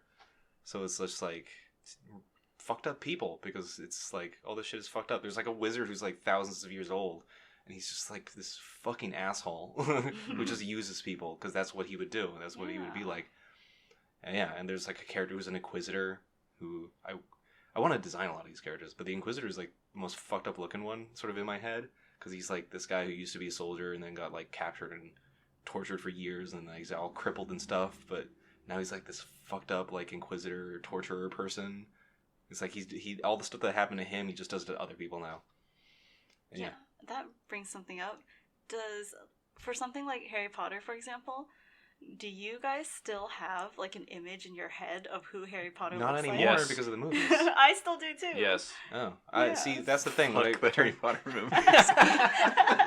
No, like sometimes when I want to like do fan art of like stuff from books, which I should do more of, I don't want to see other people's fan arts first because sometimes it'll influence me too much because like you'll get more of a pure idea of your imagination if you haven't seen other people's interpretations of the same thing. Yeah. I get annoyed like on I guess on DeviantArt too, but like Tumblr and even Instagram, like you'll look up. I don't know. I was years ago when I started listening to Welcome to Night Vale. I don't listen to that anymore, but I don't know what that is. It's a podcast. Okay. But I looked it up and I was looking up like the characters and I saw all these different artists and they had all drawn them the same way. And I was like, oh, is there like an official art for this? And there wasn't. They just like one person drew it a certain way and then everyone thought that was cool. And so that was like the official, if you don't draw them that way, it's not the real character. And I was like, that's weird. That's lame. Like I want to make my own version of it, as I see it. And so that was my problem with the Harry Potter movies too. It's like I was such a big fan of Harry Potter as a kid. And when I first started watching the movies, like, that's not Ron Weasley. Yeah. A lot of people have also had their critiques about how Hermione is, like, being played by Emma Watson's, like, kind of not the right, like, I don't know, like, I mean, she's, like, too pretty and stuff like that, yeah. They dressed her up a lot more as the movies, like, progressed, too. That's true. Because, like, in the first movie, she did she did very bushy hair. Exactly. She's, she was nerdy more looking. like the actual description of the character. And by, like, the end of the movie, her hair was, like, curled and styled. Yeah. Yeah. Yeah. But it's true. It's, now that you guys, I'm jealous that you guys still have, like, a mental image of your own, but movies have spoiled it for me. Well, that's kind of happening with Lord of the Rings now. I've gone back and reread it. Oh, and yeah. I was like, I experienced the movies before the books. Cool. Yeah. Yeah, so I was gonna say, when that happens and you're like reading a book, do you see the actors? Do you see the actors' faces? Yes, but there's also like so much about the book that feels different. Yeah. That you sort of, I did get like my own images that are like not of the movie. Maybe not of the characters and stuff like that, but just like the scenes will like be different or like there'll be new ones. The dialogue would be different, really different. Yeah, like Helm's Deep is sort of like completely different, glossed over almost. Yeah, kind of glossed over. It's sort of you blink and you miss it almost. Yeah, it's true. Yeah, yeah. You kind of come on the aftermath of it. Not like with the character. But yeah, I don't know. I'm kind of two minds about like book adaptations for movies. Like for one, I don't like when people get super up in arms about like they didn't do exactly right, Yeah. And that's why the Twilight movies are exactly the same as they're like slavish adaptations, and it's like I don't want to watch. I wouldn't be the target audience for that anyway. But like, if it's not exactly right and exactly how it was in the book, people get upset about it and they kind of complain about it. So I like to see adaptations that are taking it in a different direction almost. But then when The Hobbit came out, I was like, I guess it was taking it in a different direction, but it was like not a direction I was happy about. So, be careful what you wish for. Yeah. Right? The GoPro direction. Oh my god, the fucking barrel scene. Yeah. See, I tapped out after the first one. Yeah. I'm good at that though. I'm good at tapping out. So much. I don't like I things. just had to slog through it. By the third one, it was like, wow, we have to see it. Yeah. Yeah. That's how I felt. Like so much hype for the first one, and the second one was sort of just like, maybe it'll be maybe it'll be okay now, and then it's like, what's the best adaptation of The Hobbit ever is the Rankin Bass animated version is amazing. I was about to say like those movies kicked ass. It's way better than The Last Unicorn. I'll drop that. I've never watched The Last Unicorn, so I don't know. Josh, you would love. Well, do you like the kind of like the 80s like? Yeah. Oh, you would love The Last. Maybe I should watch The Last Unicorn. Okay. Speaking of 80s animated movies, I mean, like, heavy metal is like one thing, and then yes, like, what was the other one? Fire and Ice. Fire and Ice. Yeah, Dude, that's a Ralph Bakshi movie. Yeah. James Gurney and my favorite. My favorite artist is what's his name? Shoot. I'm blanking on it too. We're talking about Fire and Ice. Fire and Ice. I always forget if it's Fire and Ice or Ice and Fire. That's Fire and Ice for sure. Well, I mean, I blame Game of Thrones for Song of Fire and Ice. Yeah. But yeah, so yeah, if you haven't seen Fire and Ice, it's awesome. It's like based on Frank Frazetta's art style and like his world, like and his characters, the Death Eaters in it, and it's super badass. I was just saying when we took a break of recording, it's like it is really cool. Shitty movie though. Oh, it's great. No, what are you talking about? It's not a lot going on, man. It just looks cool. It's awesome. It's all rotoscopes and cool looking. I mean, all like the concepts behind everything is cool, but like. And Dylan, who were the artists that you were fishing for? Oh, so the background artists who did the background paintings. One was James Gurney, big time influence on me personally, and also Thomas Kincaid, who is a little notorious in the art scene.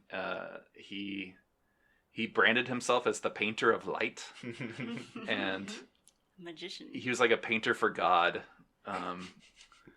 And his paintings are just like the stuff you'd see at like your grandma's house. Like you'd see like a print of like a Thomas Kincaid piece, and like overly rendered and like detailed and just very like artless almost, you know. And I hate to throw shade so much, but I just throw all that shade. Yeah. But yeah. That's it. Actually, no. Okay, so I have seen that movie. I don't know if I actually seen Heavy Metal. Really? Yeah. Heavy Metal is also awesome. I mean, I should. I feel like that's a fucking cornerstone that I should have watched already. Yeah. It's actually not. I don't think Ralph Bakshi has a part in it. Really? Like Bakshi is the director. He was a great director of animation. Kind of, I don't know, like what, like Disney has always been like the major like player in animation like for time immemorium. Bakshi, the Mickey's Rowboat or whatever the fuck that's called. Steamboat Willie. Yeah, Steamboat Willie, that's the one. Mickey's Rowboat. Yeah, that's my alternate universe. Parody of it, yeah. But he was like a proponent for animation for adults and animation in like any other style than Disney style, because he and Don Bluth were kind of partners in that, not partners technically, but like kind of same mindset, where Don Bluth went off and formed his own studio and made like The Secret of Nim and American Tail and all these other movies that were really great. Some that were not very great. And he kind of went back to Disney style. But Bakshi did like the Lord of the Rings. Yeah. He did a version of Lord of the Rings. He did Fire and Ice with Frank Frazetta. Yeah. And he did a bunch of all these other great, he did one on Fritz the Cat, which was based on like a comic book artist from the 70s. We're kind of just like throwing out names here, and maybe it's fine. Yeah, we'll link it. Okay. Yeah. They can pause the episode and Google this. I can't. But yeah.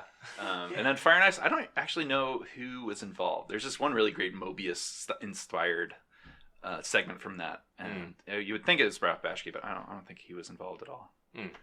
Really? Yeah. I don't know. I had a lot less context to all the creators of this when I watched it originally. So, yeah. And my memory is very hazy on what actually happened in that movie. Because it's like an anthology. Yeah. So... There's a new anthology I'm excited to watch.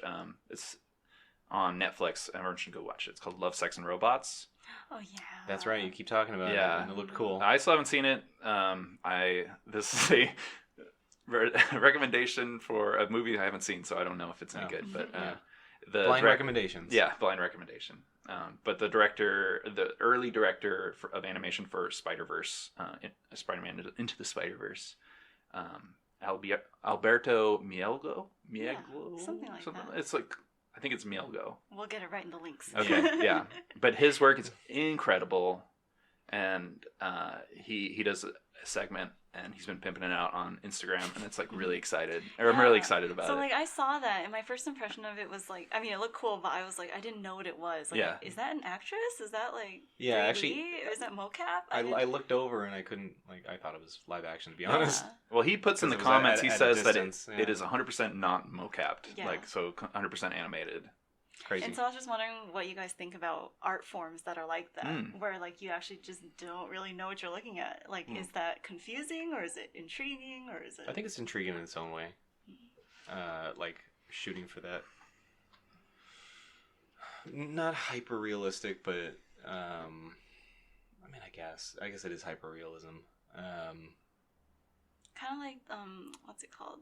Trying to the think of Beowulf other movie. examples. Oh, The Beowulf movie just confused me. I was like, that's see, it depends on like if they were successful in achieving that, and if it was like if there was any point to it. I don't think there was any point to the Beowulf movie. Yeah, because it was like it was weird. Like they got so fucking close, but at the same time they still look like a bunch of wax people. Yeah. yeah, the Uncanny Valley is definitely real. Yeah, for sure. And it's definitely like the Uncanny Valley is just like not just like one, like it was definitely like getting further to that edge of the Uncanny Valley maybe than compared to, let's say, what was it called? The Polar Express? Yes. Oh yeah, it was better than Polar Express. Like that's also in the Uncanny Valley, but clearly a lot shittier looking than Beowulf was. Yeah, I don't know. It's still like a thing that's being explored, I think, and trying to find like the right way to do it. I don't know who's done it right yet. Yeah. I did rewatch that clip over and over, so there's something there. Something interesting about it. Yeah. I think like if you could film it in live action, then why wouldn't you just film it in live action? Exactly. There has to be a reason for it, right? Like, I don't know. Some of that stuff doesn't age, so I don't want to use it as examples. Like the Animatrix, like the first thing in the Animatrix, it's like they could have also just fucking filmed that with real people, and it would have aged better. Yeah, I think if you're doing it stylistically, then it for sure is a reason to do it, like in 2D animation, something like that, where it's abstracted from reality a lot more. That's why like, rotoscoping is okay, like it can be interesting. You can impart a lot of like character to it, but yeah, like the really hyper real. Oh god, we're now going back to Rogue One. My number one gripe against it was them casting Dead Man. Tarkin, but Peter Cushing. Yeah, about that. Yeah, right. Josh is mad. He's hitting the table. Slamming the table. Yeah. I would do it too because I'm mad. So many fucking people thought it looked great.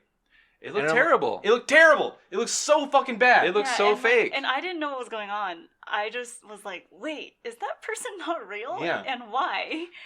So people had like opposite. Okay. We have our opinions on that. Yeah. Shitty, looked bad, terrible, all this stuff. And then what about Princess Leia at the end, very end, where we saw her? Also bad. Also bad? Yeah. But also like, why? Why are you there? Yeah. Why did that need to? I thought happen? that at least looked less fake. It looked less fake, but it's like it was more. I was more taken out of it. Yeah. Like, why? She's not. But people were all like, "Oh, Leia looked terrible, but Tarkin looked great." Really? Like, I had it you got it backwards, man. Like, at least Leia was like just for a couple seconds, and we didn't get to like register it too much. Yeah, that's how you should be using that. Yeah, exactly. Not like a whole scene where he's next to a real person, and like he's this wax man. I saw it as like a horrible future that we're in for when it comes to movies. It's nobody will ever die. CG people. It was almost like he was acting against his will. Like they brought his corpse back. Yeah, like this corpse puppet put in front of all of our eyes. Essentially what it was. It made me so mad. It's like, he doesn't want to do this. Yeah, like, that you're is tarnishing his Let him reputation. Die. He's dead. Stop it. He's dead already. It's like, why wouldn't we just cast, like, I don't know, It's a Laurence legitimate Olivier or something, you know? ethical concern, yeah. Why don't we just... Oh, this is really fucked up. Why don't we just bring back Robin Williams from the dead and make him the new genie? You could with the horrors of CGI. Exactly. Have you guys seen Imaginarium of Dr. Parnassus? Yes. Yeah. That is a better way to handle that situation. Yeah, so Heath Ledger. Right. Yeah, Heath Ledger filmed half of it and then died before they finished the filming, and then his role was split between who? Johnny Depp and... I don't remember the other What's ones. his name? Colin Farrell? Colin Farrell Yes. was one, Yeah. and then there was one more. And there was right? one more? I think there was one more. I don't remember. I think there was one more too. But yeah, and like they just integrated it into the story. Yeah, it worked. It just happened.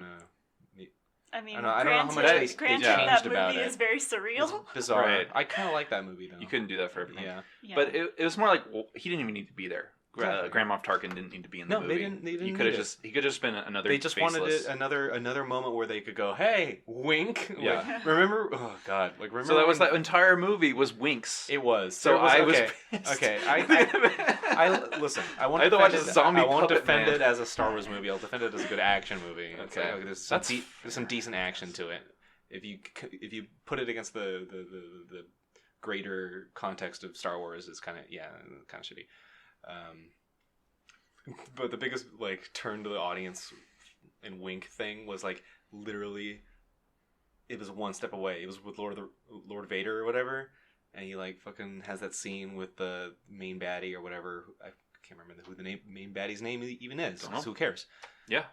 And he just has some fucking thing where he's like walking back up and he's like, "Don't choke on your ambition." Yeah. And like Oh, literally yeah. like he did it to the turn and like the thing, and like all you needed was like the visor to like wink. Like that was all was missing. Yeah. Like it was already hilarious. Well, that whole scene was pointless. Yeah. And it probably cost millions Yeah, exactly. to film Yeah. and to make, because they had to make like an entire Yeah. like his like lava world, and Yeah. of course Vader just lives on lava planet. Yeah, in For the no lava reason. level of the video game that this is. Yeah. I don't know. Yeah. I guess that's like mindless design. You know, Mm. that happens a lot. And are we just like more Jaded? not jaded, but like are we more like tuned in to seeing that sort of stuff where it's like like seeing the uncanny valley, or seeing that he was a CGI character. I started to think that because so many of the people saying it looked great were not artists. Yeah. And all the artists I knew were like, that looks shitty. They're the Yeah. same people who don't. They're just They these don't. fucking They jobbers, don't notice man. the frame rate on all these new TVs. Oh, yeah, okay, right. Oh yeah. And you have to What's it explain all called? them. Yeah, yeah. The smooth. yeah. I had to get a smoothing. TV Yeah. that didn't have it. Because it's always turned on by default. And Yeah. like, Mhm. there was that. Who did that like fucking PSA where they were talking about turning that off because people don't realize that it's on. Don't know. Um, I think it's good for sports. Like I think that's why it exists. yeah, but But it looks terrible for everything else. it Yeah. does. Oh my god! And that's why one of the many reasons why The Hobbit sucked was that Oh, yeah. higher frame rate. Mhm. It's Um, like a video game. I love you, Peter Jackson. I know. I would still love to work for you if you're listening to this podcast. I am throwing a lot of shade at The Hobbit, but It was. I know that things were hard for you, and you there was a came lot in of like. studio stuff. And actually, there's an amazing like YouTube breakdown of like what I think it like literally the title of this like video essay was "What the hell happened to The Hobbit?" He or wrote a something. letter about it and said that he came in. I'm trying to remember the YouTuber's name, Lindsay Ellis. Yes, I think I've seen Yeah. that. Mhm. Really good if you look it up. It's a very detailed breakdown of everything that went wrong and Yeah. then why it went wrong. Mhm. I just talking about Guillermo again. Guillermo was the He original was director. going to make something different, something that was more The Hobbit, Yeah. right? And that would have been amazing. He's got a stop motion movie coming out. Pinocchio, I think, is the stop motion. Really? movie. Yeah, I think he's filming right now. That sounds cool. But I mean, all of those cool projects have been canceled. So I know. We'll I see mean, if it comes out. he's still doing or- scary stories, right? Scary stories to tell in the dark. Is he directing it? He's got his hands on it somehow. Producing? Yeah. As long as he's got those hands. Yeah, I think he's Somewhere in there. producing the stop motion movie too. Is where I would insert my Guillermo But he also- impression if I could do one. He also produced The Book of Life, I think so. which I didn't see, but I haven't seen that. yeah. I actually only just recently watched Pan's Labyrinth. Really? What'd you think? Forget who I took. Oh, I loved it. It's amazing, right? Yeah. I just don't know why it took me so long to Yeah. watch it. Book of Life has two of my boyfriends, Channing Tatum and Diego Luna. Oh, have you seen it? Oh wait, no, is Diego Luna? Oh, because remember Diego Luna was in Coco. It was Gael Garcia Bernal. I don't know. Oh, Like I said, I haven't seen either of the movies you just referenced. So never You mind. haven't seen Coco? I haven't seen Coco. Last year has been bad for movies for me. Just haven't seen them. Haven't seen anything good. I recently watched The Lobster in preparation to watch the Favorite. They were both incredible by the same director. So The Lobster was a couple years ago, and it's about a society where if you don't find a mate, they turn you into an animal. Well, you can opt into that, Yeah. right? Oh. Well, no, it's like enforced. Oh, it's enforced. Oh, well, I wonder what animal I'd be being turned into right now. You can choose. Yeah, you can choose. Oh, cool. Yeah, what animal would you be turned into? I don't know. Would it be a lobster? A tiger. Like Colin Farrell wanted to be? I don't know. I'll watch a movie and maybe it'll convince me. A tiger. A tiger, yeah, exactly. I'd be a sloth. I'd be a bird. Yeah, I was thinking some kind of bird too. I don't know. Probably be a hawk. Mhm. That's cool. Birds are cool. It's kind of a tiger answer. Turn it, make me an owl and turn my head all But the way then around. It's nighttime. All the Yeah, time. so it's Yeah. I'm kind of a night owl as it Yeah, is. I guess I'm not actually. That's a bold-faced lie because now I have when you have a job, you can't be a night owl as much. I really enjoy waking up early. Actually, I'm in this like hellscape of just like I'm not a morning person, but I can't be a night owl, so I'm just never happy. You need to figure out your bodily rhythms. Yeah, I know. it just means you have to go to bed a little earlier. But then video games. Well, Yeah. get a life, Josh. RJ wakes up early to play video games. Oh, really? Yeah, so you need to wake up at 6 a.m. like RJ. Oh, yuck city, and man. get all your video games No. in. If I'm waking up early, The I best might way as to well start do the something more productive. I should stop playing as many video games as I do, I think. Honestly. Anyway. So I got sad thinking about my sleep schedule that never is good. Let's wrap it up. Oh yeah, let's wrap Oh, it really? up. I think we've talked a lot, We're actually. almost at 2 hours. Okay. Yeah. Yeah. Unless you got more to say. More movies to throw shade at. Yeah. No, More- I love movies so much. More I don't directors wanna- to anger that we'll never get to work with. Yeah, I guess. okay. No. Let's Peter just- Jackson, I love you. I'm sorry. Let's just say this. I feel like we are kind of nitpicking at a couple things today. We did. But, we like- picked nits. It's because we love Yes, movies. it's because we love it. Yeah. And we just want to, we're just in an art world. Yeah, exactly. We're going back to constructive criticism, right? Yeah. Like, We just want it I to don't be know. good. We're you know, poking just- fun. If it sounds like we're making fun, we're Yeah. poking fun. Wachowski siblings, please forgive what I said about about Jupiter Ascending. I love Speed Racer in The Matrix. I love Channing Tatum. I love. He's like a dog man. He's a dog man. He's like talking about how he's like a fucking werewolf, kind of like not a werewolf, but like kind of like a wolf hybrid man, but also with angel wings that they clipped off because of his tragic backstory. And he has this fucking thing where Miley Kunis is he's Mila like Kunis. Mila Oh, Kunis. she's hot too. Oh, she is. She's like he's something I have more in common with the dog than I have in common with you. I love dogs. That's an awesome line. There's one. I'm sorry, we were wrapping up, but there's one incredible scene in that fucking movie where it's the bureaucracy scene. If you've seen the movie, you know what I'm talking about. We'll watch this movie one day. We'll have a movie night. We'll get drunk and we'll watch that shitty movie, and I'll be like, watch this scene. It's good. Anyways, And I love you, Guillermo del Toro. you should be given more projects that you deserve. Yeah. You should just direct all movies. Honestly, make a. I guess he is. You're saying making a Lovecraftian movie. No, No, wait, what? that's the one that got canceled. Oh fuck! It got canceled. Shit, I'm sad again.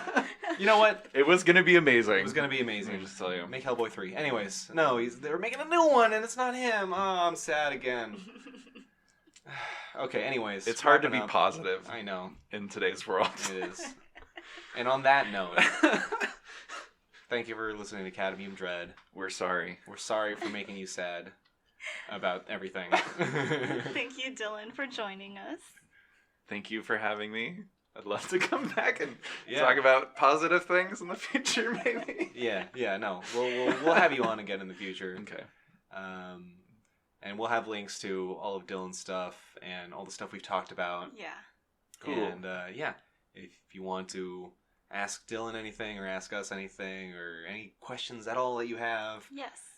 you can email us at cadmiumdread@gmail.com. Yes, please. We'd love to hear your feedback. Yeah, we have so many questions already that That we'll we've just ignored. yeah, and that's not why we want haven't even brought any of them up. Obviously, we're just so popular. Anyways, yes, And thank if you for listening. And if you listen and you have an opinion, feel free to give us a review. Oh yes, that's right. Please rate and review us on whatever platform you are listening to this on. Mhm. We really would appreciate it because I think it goes a long way It does, yeah. in helping us out. So every little bit counts, and Yes. we would be very grateful. Yeah, so look up Cadmium Dread on Facebook or Instagram. Follow us to stay updated. And Yeah, yeah. Cadmium Dread out. Any last message from Dylan? Live, love, laugh. Okay. All right. Bye. Bye.